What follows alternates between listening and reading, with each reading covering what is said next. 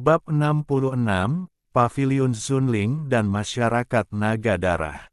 Bahaya, Saudara Bai, menghindar. Di bawah ring, orang-orang yang mengenal Bai Si berteriak kaget.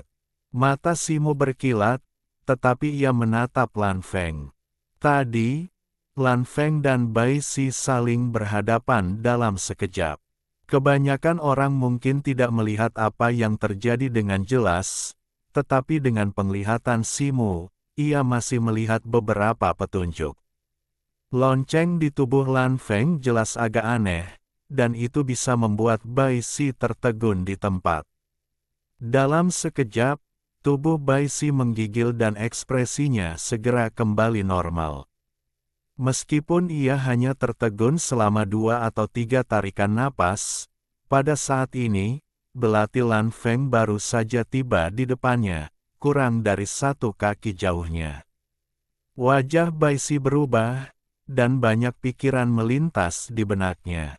Ia tiba-tiba membalikkan tubuhnya ke samping, dan bahu kirinya tidak mundur tetapi malah maju untuk menghadapi belati Lan Feng.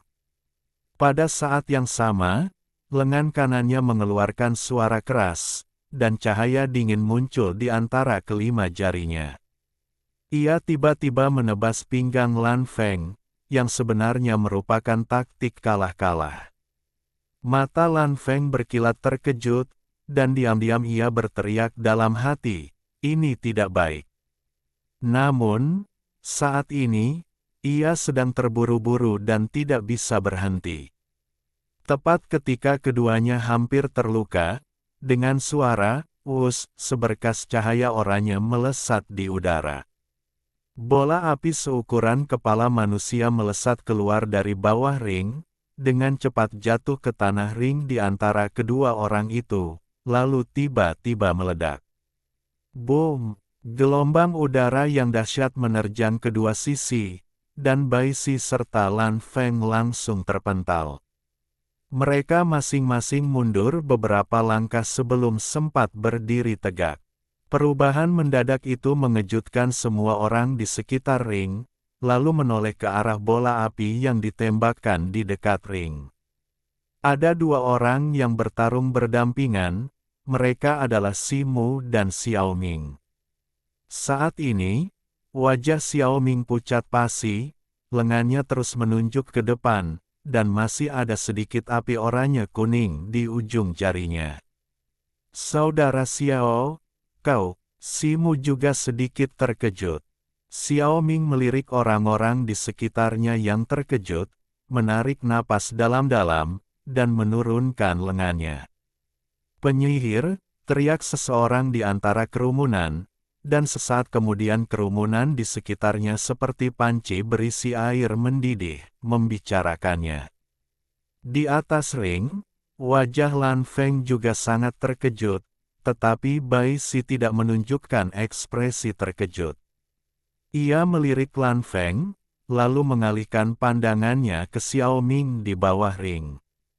"Saudara Bai, demi ordo api hitam untukku, bagaimana mungkin aku membiarkanmu terluka dan mengambil risiko?" kata Xiao Ming kepada Bai Si dengan senyum masam. Bai Si mengerutkan kening, tetapi karena sudah begini, ia hanya bisa mengangguk.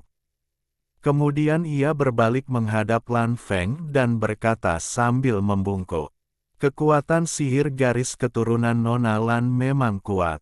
Aku telah belajar hari ini. Karena duel kita telah dihentikan, mengapa tidak berhenti di sini?" Petik 2. Saudara Bai bisa bangun begitu cepat, itu juga mengejutkanku. Jawab Lan Feng ringan, lalu berbalik dan berjalan menuruni ring sambil berdenting. Kukun dan pria pirang di ujung ring melihat pemandangan di atas ring, dan ekspresi mereka berubah, menunjukkan keterkejutan. "Aku tidak menyangka di antara kelompok murid baru ini, ternyata ada orang-orang dengan akar spiritual. Mereka tidak hanya berlatih sihir sendiri, tetapi tampaknya kepekaan elemen atribut api mereka tidak lemah." Gumam Kukun dalam hati. Sebelum ia selesai berbicara, pemuda pirang itu telah melewatinya dan berjalan cepat menuju ring, dan 2 orang di belakangnya mengikutinya. Wajah Kukun berubah, dan ia buru-buru mengikuti 2 orang di belakangnya. Para murid di dekat ring melihat Kukun dan pemuda pirang itu serta 6 orang lainnya berjalan cepat. Mereka takut akan kekuatan Kukun dan memberi jalan untuknya. Saat itu, Bai Si sudah berjalan menyusuri ring dan mengobrol dengan Si Mu dan Xiao Ming. Melihat Kukun dan pemuda pirang itu datang, mereka bertiga menoleh. Si Mu melihat Kukun dan Huo Mao termasuk di antara 6 orang yang datang. Ia terkejut, tetapi wajahnya tidak berubah sama sekali. Adik Bai, aku melihatmu bertanding dengan yang lain dari kejauhan tadi. Aku tak menyangka kau sudah jauh lebih baik setelah sekian lama tak bertemu. Pemuda pirang itu tampak cukup akrab dengan Bai Si dan berkata sambil tersenyum. Adik Jin, kau baik sekali. Bai Si membungkuk kepada pemuda pirang itu dan mengangguk ke arah Huo Mao di belakangnya sebagai salam. Adik ini terlihat agak asing, tapi apakah dia temanmu? Pemuda pirang itu menatap Xiao Ming dengan lembut dan bertanya dengan santai. Bai Si tak kuasa menahan diri untuk menatap Xiao Ming ketika mendengar ini. Wajah Xiao Ming masih sedikit pucat saat ini. Ia ragu sejenak, lalu mengangguk pelan. Ini temanku, Xiao Ming, kata Bai Si sambil tersenyum. Jadi, dia adik muda Xiao. Aku pernah bertemu dengannya sekali di hari dia bergabung dengan sekte. Hari itu, aku merasa adik muda Xiao memiliki sikap yang luar biasa dan berbeda dari orang biasa.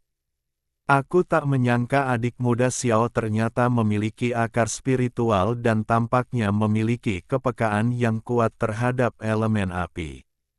Setelah masalah ini dilaporkan ke sekte, aku yakin status adik muda Xiao di sekte akan segera meningkat pesat.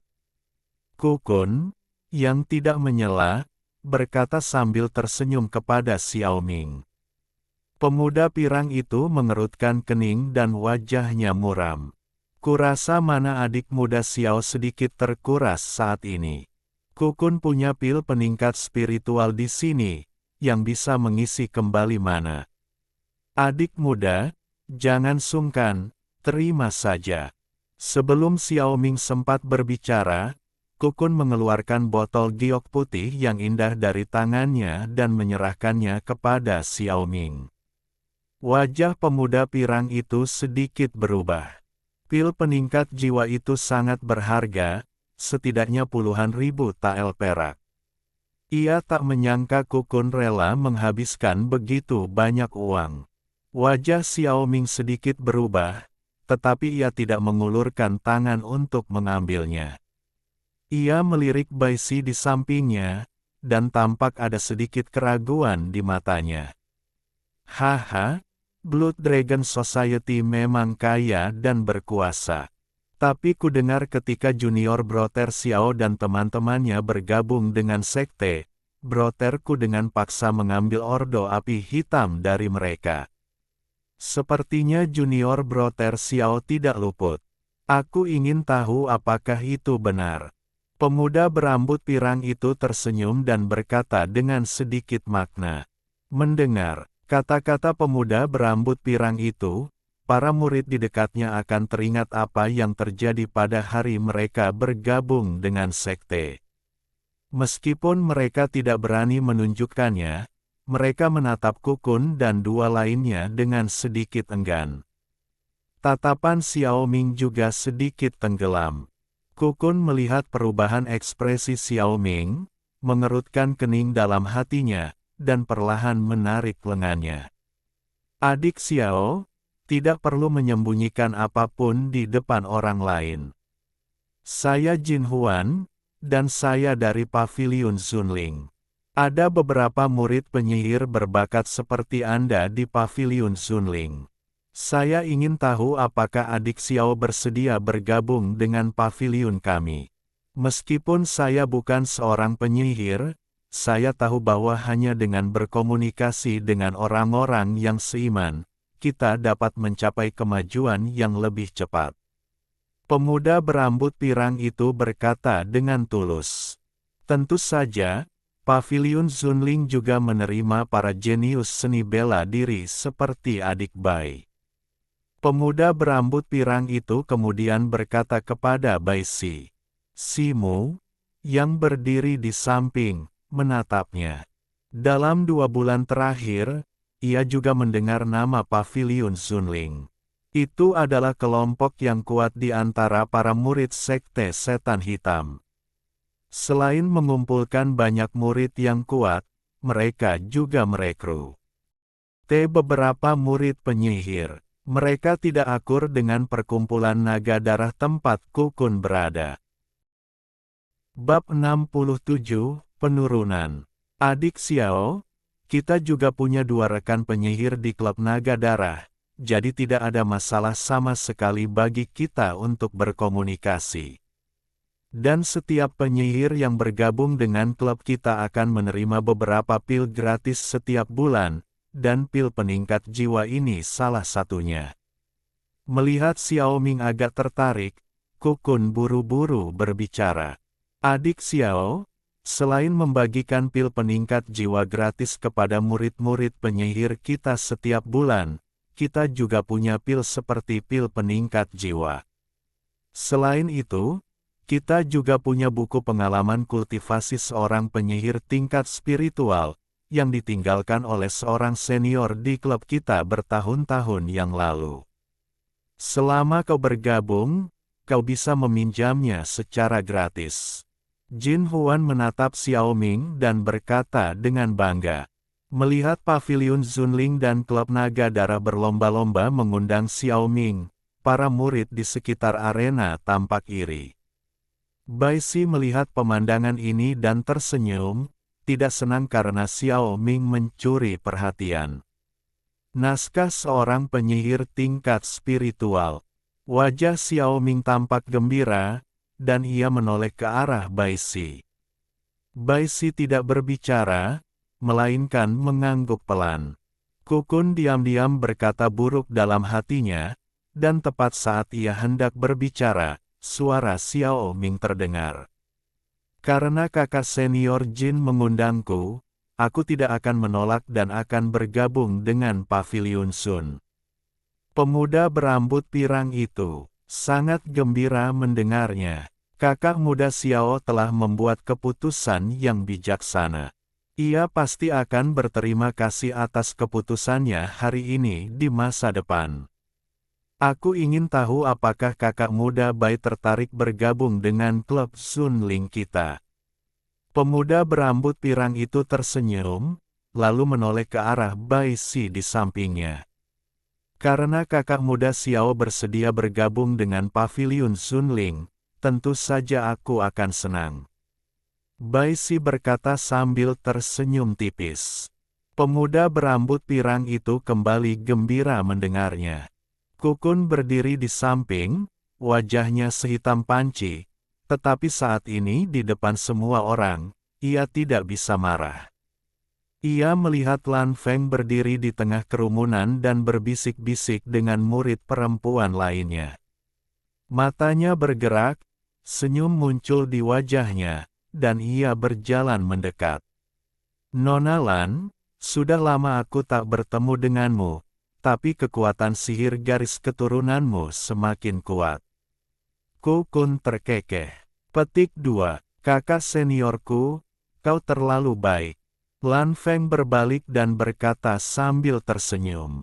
Nona Lan sangat berbakat dan salah satu yang terbaik di antara murid-murid angkatan ini. Ngomong-ngomong, bagaimana pendapatmu tentang usulanku untuk bergabung dengan Blood Dragon Society terakhir kali? Tanya Kukun sambil tersenyum.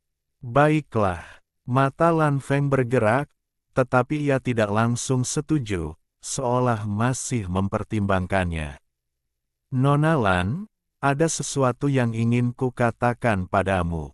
Meskipun kekuatan kalian para murid baru tidak jauh berbeda sekarang, begitu seseorang mendapat bantuan dari kekuatan luar, kekuatan kalian akan meningkat dengan sangat cepat. Jika kalian berlatih sendirian, akan sulit untuk mencapai kesuksesan besar. Kukun berkata dengan sungguh-sungguh. Mata indah Lan Feng berkilat, dan ia melirik Bai Si dan Xiao Ming yang tak jauh darinya. Setelah ragu sejenak, ia akhirnya mengangguk dan tersenyum.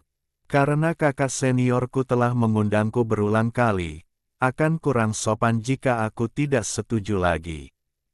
Bagus sekali, saudari muda Lan.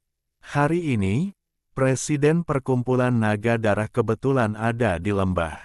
Aku akan mengajakmu menemuinya. Presiden itu benar dan heroik. Beliau pasti akan senang mengetahui bahwa seorang pendekar darah seperti saudari muda Lan bersedia bergabung.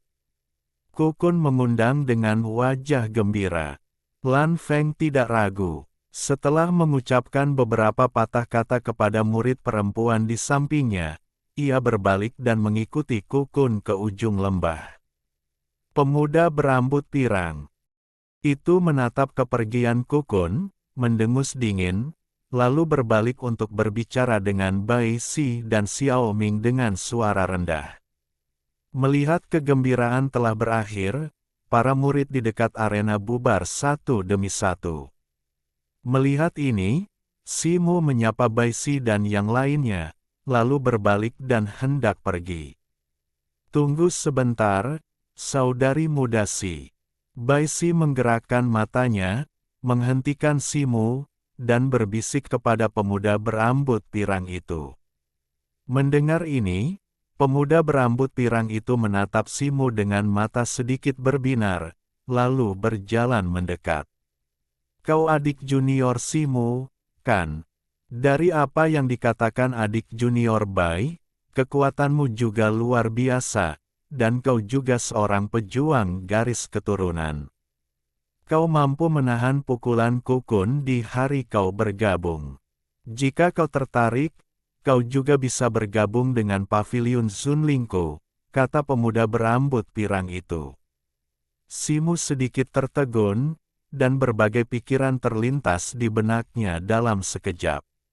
Akhirnya, ia tersenyum dan membungkukkan tangannya untuk menolak dengan sopan. Kakak senior Jin, kau terlalu baik.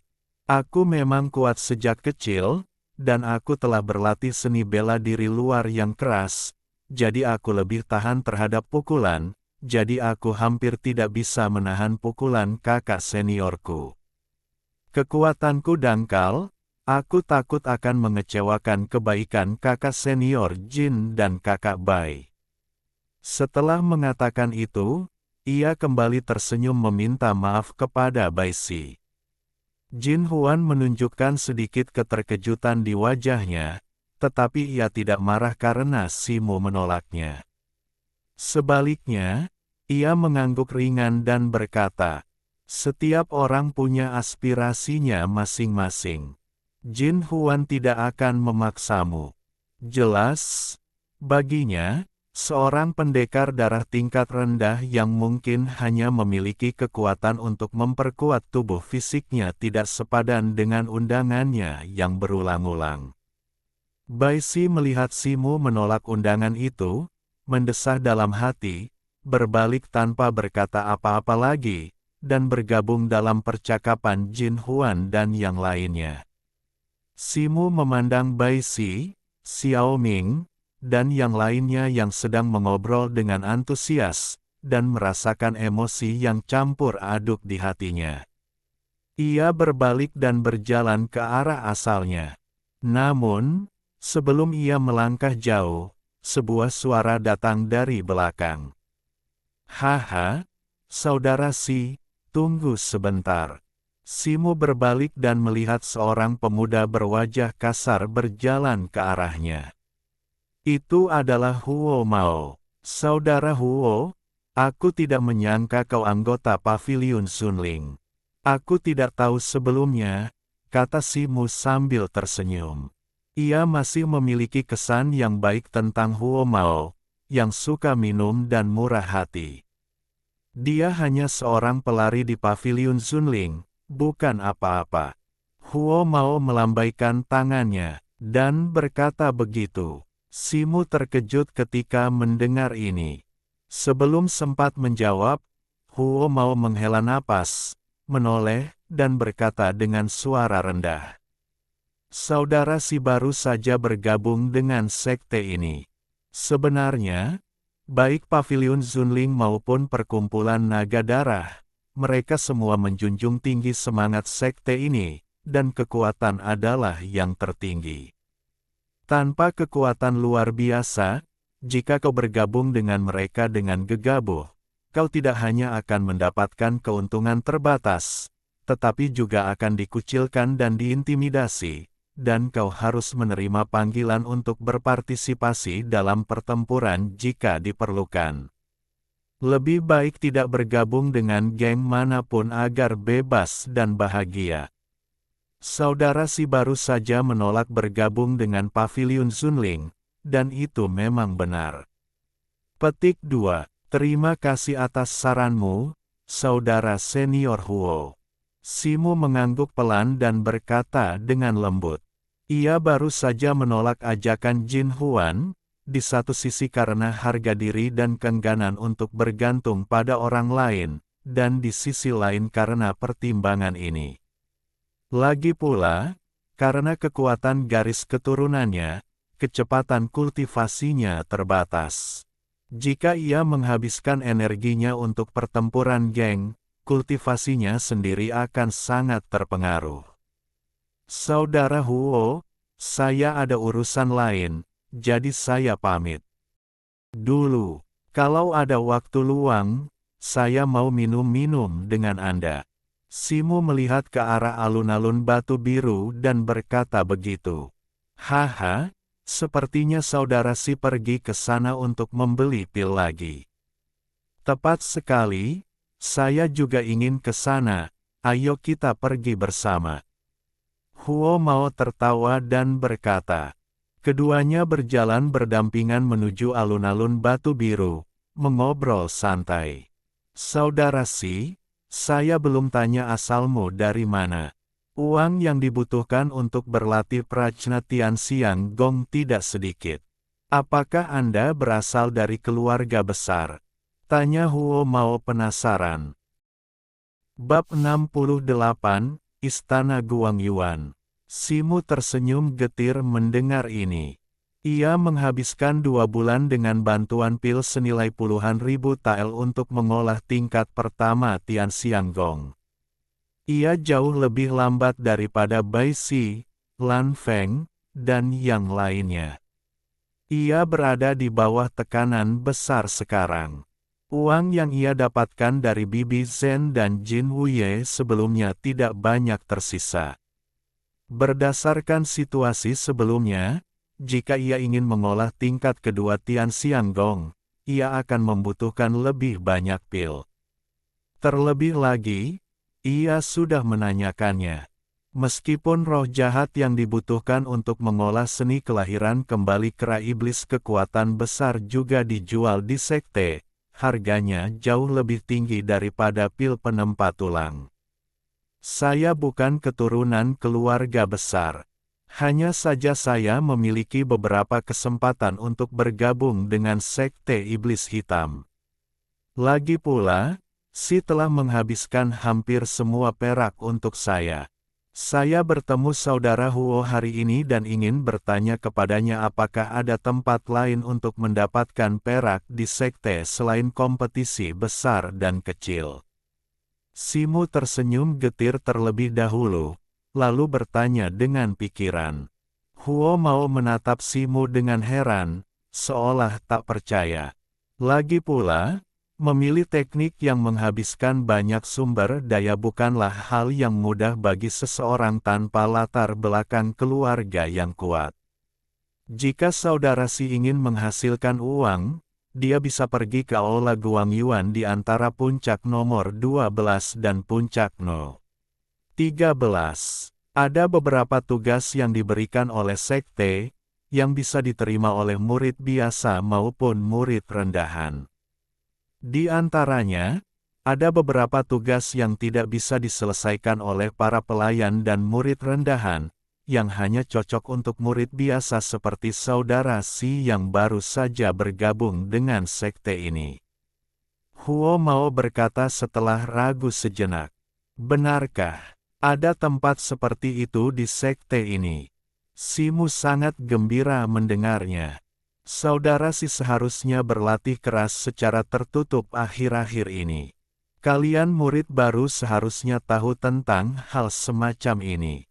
Huo Mao tertawa. Haha, mungkin. Aku jarang keluar akhir-akhir ini, jadi wajar saja kalau aku agak ketinggalan berita. Simu merasa sedikit malu dan diam-diam memutuskan untuk mencari lebih banyak teman di masa depan untuk menghindari situasi seperti ini. Keduanya mengobrol dan tertawa sepanjang jalan, dan tak lama kemudian tiba di alun-alun Batu Biru, lalu berpisah. Simu menukar hampir semua perak kecil yang dimilikinya dengan pil penguat tulang dan pil penguat darah, lalu meninggalkan lembah dan langsung menuju puncak 12. Tak lama kemudian, Simu tiba di sebuah aula 2 lantai yang megah, terletak di antara 2 puncak. Saat itu tengah hari, dan matahari bersinar terang. Sinar matahari yang menyilaukan memancarkan cahaya redup di aula yang gelap. Kedua pintu setinggi beberapa kaki terbuka, dan murid-murid biasa maupun murid rendahan berpakaian hitam sesekali keluar masuk. Sebuah plakat kayu tergantung di pintu, dengan 3 karakter kuat, Aula Guangyuan, tertulis di atasnya. Simu menyipitkan mata dan melirik plakat kayu itu, lalu berjalan menuju pintu. Begitu memasuki gerbang utama Aula Guangyuan, ia merasakan kesejukan. Di depannya terdapat lorong yang tidak terlalu panjang. Ada obor mentega tebal setiap 3 meter di kedua sisi lorong. Api yang bergoyang tertiup angin menerangi lorong. Terdengar suara samar dari ujung lorong, dan Simu melangkah maju tanpa ragu. Setelah berjalan sekitar 3 meter, ia berbelok di sebuah sudut dan tiba-tiba melihat cahaya terang di depannya. Ini adalah aula besar dengan panjang beberapa puluh meter dan lebar 6 meter. Dinding di sekelilingnya dipenuhi obor mentega tebal, membuat seluruh aula seterang siang hari. Ada puluhan layar lebar di tengah aula, dan lebih dari 100 murid sekte iblis hitam tersebar di sekitar layar. Suara itu sebagian besar berasal dari seruan, gumaman, diskusi, dan langkah kaki mereka yang berisik. Sebagian besar layar dipenuhi garis-garis karakter kecil berwarna biru atau hitam, dan yang berwarna hitam adalah mayoritas, dengan sangat sedikit yang berwarna biru. Dari waktu ke waktu, murid-murid utusan berpakaian hitam datang dari kedalaman aula, memegang kuas dengan warna yang sesuai untuk menulis dan menggambar di layar. Selain itu, beberapa murid utusan memegang kuas tak berwarna yang memancarkan cahaya putih redup, dan dengan lembut menyapu kata-kata hitam atau biru di layar, dan kata-kata di layar segera menghilang. Simu berjalan ke sudut yang tersembunyi dan mengamati situasi di aula dengan penuh minat. Saat itu, seorang murid pesuruh berbaju hitam baru saja menyelesaikan 1 baris di layar dan langsung menyalin 1 baris tulisan tangan hitam di baris yang kosong.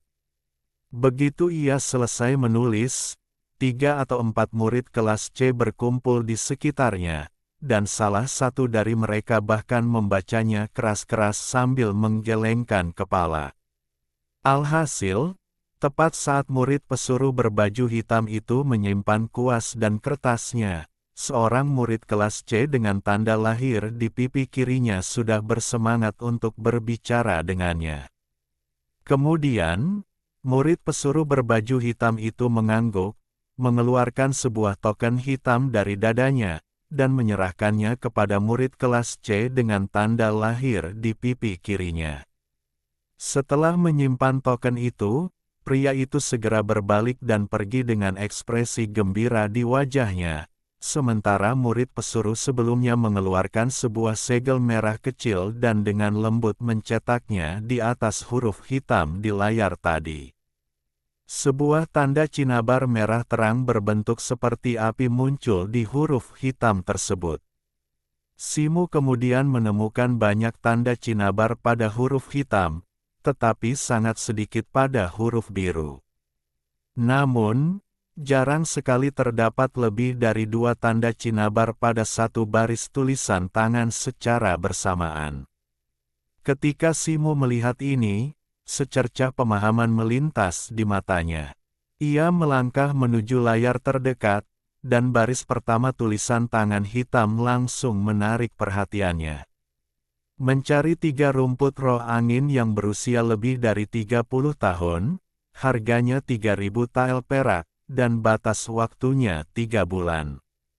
Meskipun Simu tidak tahu apa itu rumput roh angin, tingginya permintaan balas dendam membuat matanya berbinar. Ia segera melihat baris berikutnya, yang juga mencari sejenis herba tertentu. Harganya hanya 500 tael, tetapi tidak ada batas waktu, dan itu adalah tugas jangka panjang. Ia segera menyelesaikan membaca layar ini, dan beralih ke layar berikutnya. Setengah jam kemudian, ia telah selesai membaca lebih dari 20 tugas berhuruf hitam di sekitarnya, dan ia menghela napas lega, perlahan-lahan meredakan keterkejutan di hatinya. Tugas yang paling umum di layar ini adalah yang membutuhkan alkemis, ahli jimat, dan penyihir lainnya untuk menyelesaikannya, dan hadiahnya juga lebih baik daripada tugas lainnya. Misalnya, bahkan jika itu hanya magang sihir kayu paling biasa, selama beberapa hektar ladang spiritual sedikit matang, ribuan tael perak dapat diperoleh. Adapun beberapa tugas yang membutuhkan persyaratan lebih tinggi dari penyihir, seperti alkimia, pembuatan jimat, dan pembentukan susunan, hadiahnya sering dihitung dalam batu spiritual yang lebih langka. Perlu diketahui bahwa bahkan batu spiritual inferior tingkat terendah dapat dengan mudah ditukar dengan 20.000 hingga 30.000 tael perak, dan seringkali kehabisan stok. Karena meskipun batu spiritual tidak dapat meningkatkan kultivasi seniman bela diri, batu spiritual dapat langsung menyerap energi spiritual di dalamnya dan mengubahnya menjadi kekuatan magis bagi para penyihir. Aktivasi berbagai susunan magis, bahkan beberapa alat magis, juga tidak dapat dipisahkan dari batu spiritual. Simu tentu saja iri dengan kemampuan para penyihir untuk menghasilkan uang. Jika ia memiliki kemampuan seorang penyihir, ia GKIN tidak perlu khawatir tentang uang saat berlatih fenomena surgawi prajna dan seni kelahiran kembali kera iblis kekuatan besar. Ketika ia mengira Xiao Ming juga seorang penyihir, ia tiba-tiba mendapat ide dan diam-diam memikirkan apakah ia bisa berlatih sihir. Lagi pula, ia belum pernah menguji bakatnya sebagai penyihir. Setahunya, memang ada beberapa murid di sekte tersebut yang berlatih seni bela diri dan sihir. Bab 69, Pembuatan Besi. Simu merenung sejenak, lalu menggelengkan kepala dan menyingkirkan pikiran mendadak itu. Bakat seorang penyihir sangat langka sehingga mustahil baginya untuk memilikinya. Hal terpenting baginya saat ini adalah menemukan tugas yang sesuai dengan kemampuannya saat ini dan dapat dengan cepat mengumpulkan perak. Tugas-tugas lain di layar ini umumnya untuk mengumpulkan beberapa obat spiritual langka atau mineral langka, atau untuk meminta bantuan dari sesama murid yang memiliki keterampilan khusus, dan beberapa untuk memecahkan beberapa kesulitan di dunia sekuler. Singkatnya, ada berbagai macam tugas aneh, dengan imbalan mulai dari 5 atau 6.000 tael hingga ratusan tael. Dibandingkan dengan imbalan tugas penyihir, Simu merasa sangat kecewa. Imbalan untuk beberapa tugas sekte dengan tulisan tangan biru juga tidak murah, tetapi umumnya tidak mudah, dan sebagian besar membutuhkan tim untuk menyelesaikannya. Bahkan Ordo Api Hitam, yang sulit diperoleh dari saluran lain, termasuk dalam imbalan tersebut. Namun, dalam situasi Simu saat ini, mustahil untuk menyelesaikannya. Ekspresinya tiba-tiba berubah, dan ia berjalan menuju layar. Matanya tertuju pada sebaris kata-kata hitam.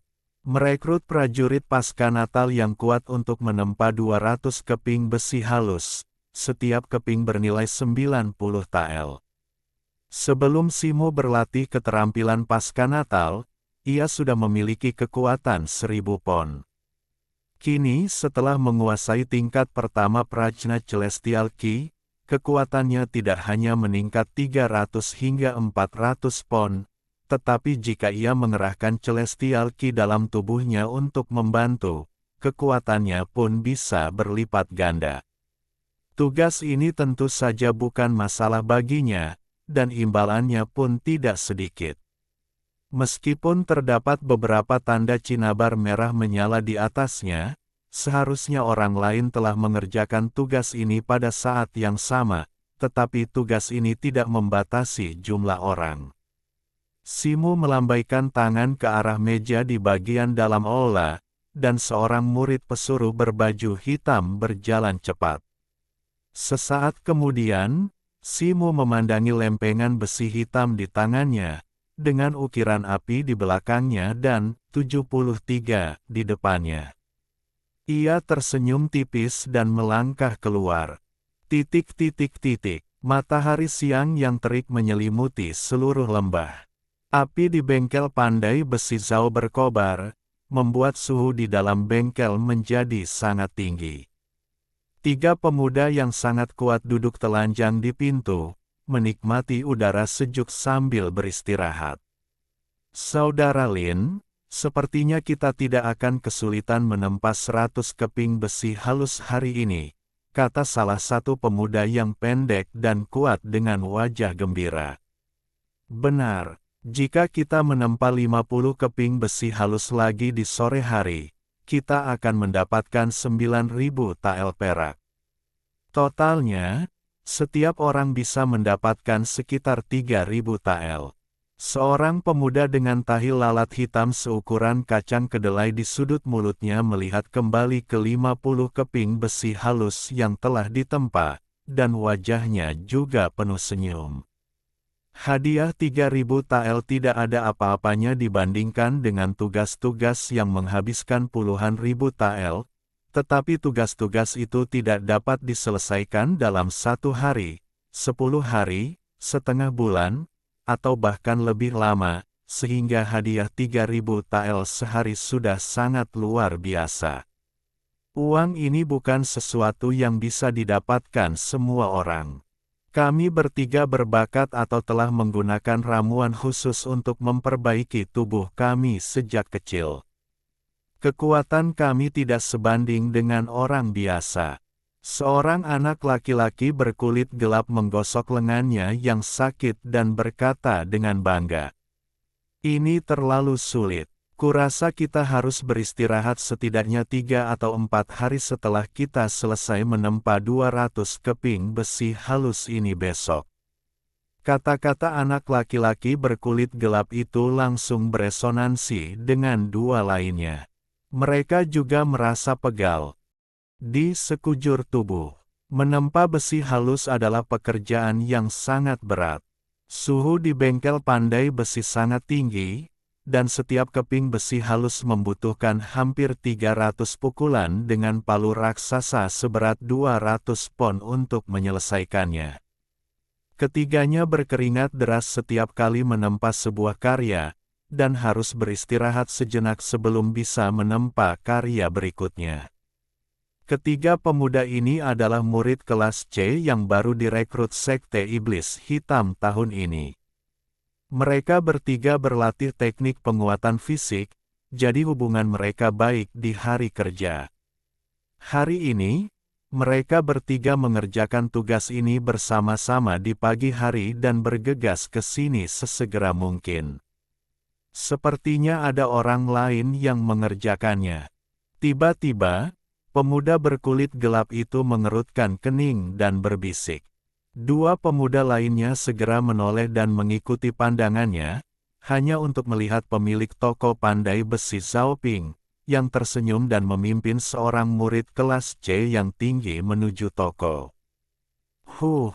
Aku khawatir dia akan segera menyerah, dan kita bertiga tidak bisa mengalahkannya sendirian, kan? Semuanya, bekerja lebih keras dan pukul sebanyak mungkin.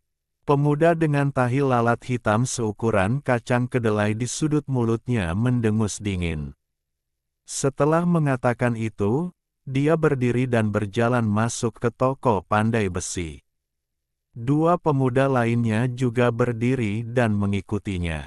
Sesaat kemudian, suara, klang, dan klang, palu besi yang terus-menerus terdengar lagi di bengkel pandai besi. Pada saat ini, pemilik bengkel pandai besi yang agak gemuk berhenti 5 atau 6 langkah dari pintu, berbalik, dan berkata kepada pemuda jangkung di sampingnya. Adik muda Si, letakkan besi halus yang kau tempa di belakangmu. Selama kualitasnya memenuhi standar, aku akan membayarmu 90 tael perak untuk setiap potong di tempat. Ketika saatnya tiba, aku akan mengembalikan pelat besi tugasmu ke Aula Guang Yuan untukmu. Murid tinggi dari Sekte Setan Hitam ini tentu saja Simu. Baiklah, terima kasih, kakak senior Zhao. Simu mengangguk. Setelah berbicara, ia melangkah menuju bengkel pandai besi dan segera menghilang di pintu. Begitu, Simu memasuki bengkel pandai besi, ia merasakan gelombang panas datang ke arahnya. Hal pertama yang dilihatnya adalah tungku penempaan besi yang sangat tinggi. 5 atau 6 pria telanjang sedang sibuk di samping tungku tersebut. Tak jauh dari tungku penempaan besi terdapat sebuah platform penempaan besi, panjangnya sekitar 2 kaki, lebarnya sekitar 1 kaki, dan tebalnya hampir 2 kaki. Platform tersebut seluruhnya terbuat dari besi cor. Pada saat ini, 3 pemuda telanjang yang sangat kuat berkeringat deras di sekitar platform, mengayunkan palu besi besar di tangan mereka dengan susah payah, dan menempa balok-balok besi merah dengan putus asa. Meskipun mereka sedang menempa besi halus, ketiga pemuda telanjang itu tetap menoleh dan memelototi Simu dengan tatapan tajam. Simu tidak peduli. Sekilas pandang, ia menemukan 50 keping besi halus berwarna gelap di belakang ketiga pemuda telanjang itu. Hatinya tergerak. Tugas itu hanya 200 keping besi halus. Tugas itu baru saja dikeluarkan pagi-pagi sekali. Hanya setengah hari, dan seperempatnya telah selesai. Ia tidak repot-repot melepas pakaiannya. Sekilas pandang, ia menemukan 2 palu besi besar yang mirip dengan yang ada di tangan ketiga orang di sudut dinding. Ia berjalan ke depan dalam 3 langkah dan 2 langkah. Ia meraih salah satu palu besi itu dengan tangan kanannya, mengerahkan sedikit tenaga, lalu mengangkatnya seperti mengangkat sumbu lampu, lalu mengayunkannya 2 kali. Simu tersenyum tipis. Palu besi ini beratnya lebih dari 200 jin. Jika ingin menempa besi dengannya, dibutuhkan setidaknya 500 jin kekuatan. Ini sama sekali bukan masalah bagiku. Aku bahkan tidak perlu mengaktifkan energi sejatiku. Pada saat ini, Seorang pria telanjang di samping Tungku telah meletakkan sepotong besar besi membara di atas panggung bes. Ia segera melangkah maju dan menghancurkannya dengan palu besi besar di tangannya. Dengan suara "bang" yang keras, percikan api beterbangan dari tempat palu dan besi membara itu bertabrakan, dan besi itu sedikit menyusut. Ketiga remaja telanjang di hadapannya berhenti bersamaan, dengan tatapan ngeri. Orang ini hebat sekali. Jika mereka diminta untuk menempa besi yang sama, akan membutuhkan waktu sekitar 3 kali untuk mencapai efek sebesar itu. Bos Zhao, yang berdiri di pintu mengamati, juga mengubah raut wajahnya, lalu ia sangat gembira. Semakin kuat kekuatannya, semakin cepat pula kecepatannya. Dia sangat membutuhkan besi halus ini. Jika sebelumnya hanya 3 orang, setidaknya butuh waktu besok untuk menyelesaikannya. Dengan bergabungnya Simu, mungkin akan jauh lebih cepat. Babak 70, Li Huohui. Simu tampaknya tidak menyadari keanehan di mata semua orang. Ia dengan cepat mengayunkan palu besi raksasa di tangannya, terus-menerus menempa material besi merah membara. Suara palu, sekeras hujan deras, bergema. Gerakan menakjubkan ini dengan cepat menarik perhatian para pria telanjang di toko. Mereka memandangi lengan Simu yang terekspos otot-ototnya.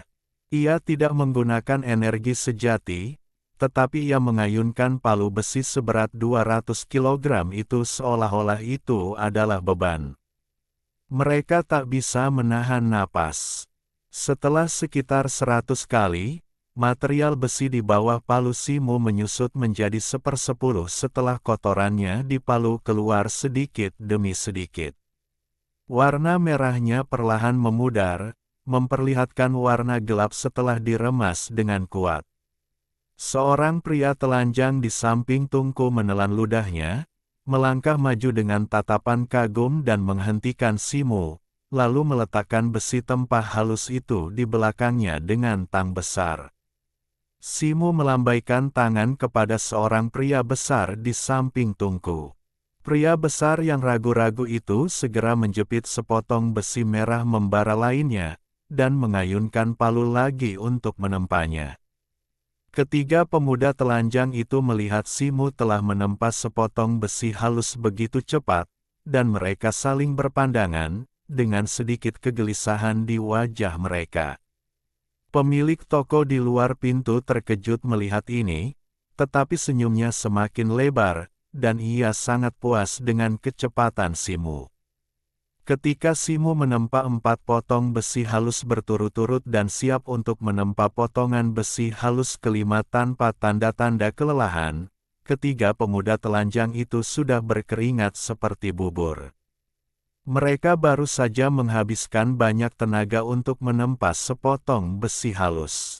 Mereka bertiga memelototi Simu dengan tajam, menggertakkan gigi, dan tanpa ragu-ragu merangsang energi sejati dalam tubuh mereka tanpa henti, dan menempa lagi. Ketika ketiga pemuda telanjang itu benar-benar tidak tahan untuk beristirahat, Simu masih berkonsentrasi menempa potongan besi ke-12. Suasana hatinya sedang sangat baik sekarang. Sepotong besi halus harganya 90 tael. Baru setengah jam, hampir 1000 tael perak telah jatuh ke sakunya. Ketiga pemuda itu tampak pucat dan menatap Simu yang masih santai dan tenang, dengan tak percaya. Mereka benar-benar kehilangan kepercayaan diri untuk melawan Simu. Para pria telanjang di samping Tungku menjadi sangat bersemangat. Pemandangan seperti itu tentu saja jarang bagi mereka. Mereka bahkan bertaruh secara pribadi berapa banyak besi halus yang bisa ditempa Simu dalam sekali tarikan napas. Ada yang mengatakan 10, ada yang mengatakan 15, tetapi yang paling berani hanya berani menebak 30. Bos Zhao berjalan beberapa kaki dari platform penempaan, dan mulai memperhatikan gerakan Simu dengan wajah serius. Simu tidak memperhatikan perubahan di sekitarnya. Pikirannya tertuju pada besi merah di depannya. Menempa besi halus juga merupakan pekerjaan yang terampil. Hanya dengan berkonsentrasi dan menguasai ritme, besi dapat ditempa dengan usaha paling sedikit dan kecepatan tercepat. Ketika 102 keping besi halus itu ditempa, ia mendapati tungku tempat telah ditutup, dan semua besi telah ditempa. Simu mendongak dan mendapati di sudut-sudut di sekitarnya, 3 anak laki-laki telanjang duduk di tanah menatapnya seperti ayam kayu, dan para pria telanjang di bengkel pandai besi juga menatapnya seolah-olah ia monster. Ia sedikit bingung, tetapi untungnya ia melihat pemilik bengkel pandai besi yang bersemangat di depannya, dan langsung tersenyum lalu menghampirinya dan berkata, "Saudara Zhao, sepertinya tugasnya telah selesai." "Tugasnya? Oh, kali ini, Anda benar-benar sangat membantu saya. Ini 9.200 tael perak. Simpanlah." Bos Zhao segera mengeluarkan 9.000 tael uang kertas perak dan 200 tael uang kertas perak yang telah ia siapkan dan menyerahkannya kepada Simu. "Untuk 20 tael perak ini, Anda tidak perlu menukarkannya. Saya akan menebusnya menjadi bilangan bulat untuk Anda." Melihat Simu tampak mengeluarkan sedikit uang receh dari saku pinggangnya untuk kembalian, Bos Zhao segera melambaikan tangannya. "Terima kasih, Saudara Zhao." Simu sedikit tertegun, matanya berkilat, dan ia segera mengambil uang perak itu. "Meskipun aku, Zhao Ping, baru pertama kali bertemu dengan saudara muda Si, aku merasa kita sangat cocok. Aku melihat saudara muda Si menempa 100 keping besi halus tanpa menggunakan energi sejati, yang sungguh di luar kemampuan orang biasa. Saudara muda pasti berbakat, dan kekuatan ki dan darah fisiknya sangat kuat. Aku ingin tahu apakah saudara muda tertarik bergabung dengan klub Li Huo kita. Ada banyak orang di klub kita yang berlatih seni penguatan tubuh fisik. Kita tidak hanya memiliki persediaan ramuan yang banyak setiap bulan, tetapi kita juga memiliki beberapa seni bela diri yang sama. Aku pasti akan membiarkan saudara muda membuat kejutan dalam kompetisi setahun lagi." Melihat Simu hendak berbalik dan pergi, Bos Zhao buru-buru berbicara untuk menahannya, mengucapkan banyak kata dalam satu tarikan napas. "Saudara muda Zhao dari klub Li Huo." Simu sedikit terkejut. "Ya, bahkan, dibandingkan dengan Paviliun Zunling dan klub Naga Darah, klub Li Huo kita memiliki persyaratan yang lebih ketat untuk anggota, dan tentu saja sumber daya yang disediakan lebih berlimpah. Adik muda sebaiknya mempertimbangkannya dengan saksama. Kau tahu, hampir mustahil bagi satu orang untuk menonjol di sekte kita dengan kekuatannya sendiri." Zhao Ping menatap Simu dengan penuh semangat, dan sebelum ia sempat berkata apa-apa lagi, ia membujuknya lagi. Namun, ketiga pemuda di sampingnya mendengarkan dengan mata berbinar dan tubuh mereka membara karena kegembiraan, berharap mereka bisa segera menyetujui atas nama Simu.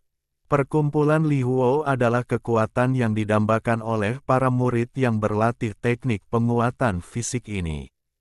Mereka datang ke sini untuk menempa besi. Di satu sisi, mereka benar-benar ingin menghasilkan uang. Di sisi lain, mereka tahu bahwa toko ini milik perkumpulan Li Huo, dan mereka ingin menggunakan kesempatan ini untuk lebih dekat dengan Zhao Ping, berharap memiliki kesempatan untuk bergabung dengan perkumpulan Li Huo di masa depan.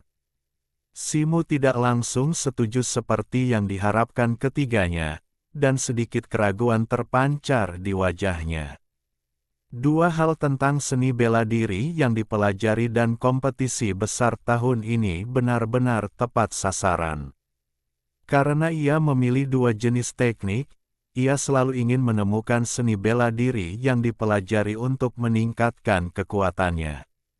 Setelah menyaksikan kompetisi antara Bai Xi dan Lan Feng hari ini, ia semakin bersemangat untuk mempelajari seni bela diri yang dipelajari. Dan kompetisi besar tahun ini adalah kunci pijakannya di masa depan di sekte tersebut. Saudara Zhao, Anda terlalu baik.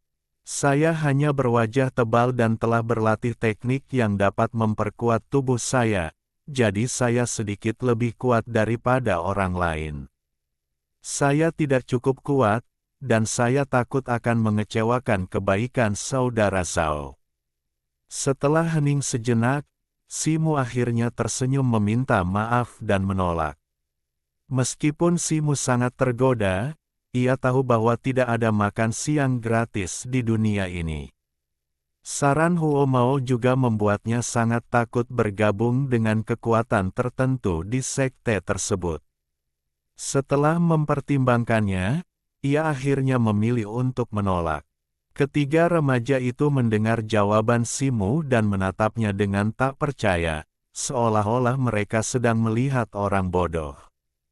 Zhao Ping ingin membujuknya lagi, tetapi setelah menatap mata tegas Simu, ia menelan kata-kata yang terucap dari bibirnya dan menggelengkan kepala dengan menyesal tanpa berkata apa-apa lagi. Setelah Simu menolak, meskipun ia merah, sedikit menyesal di dalam hatinya, ia tidak menyesali keputusannya. Ia kini berkeringat dan merasa sangat tidak nyaman, jadi ia tidak ingin tinggal di sana lebih lama lagi. Setelah memberi hormat kepada Zhao Ping, ia melangkah keluar dari bengkel pandai besi.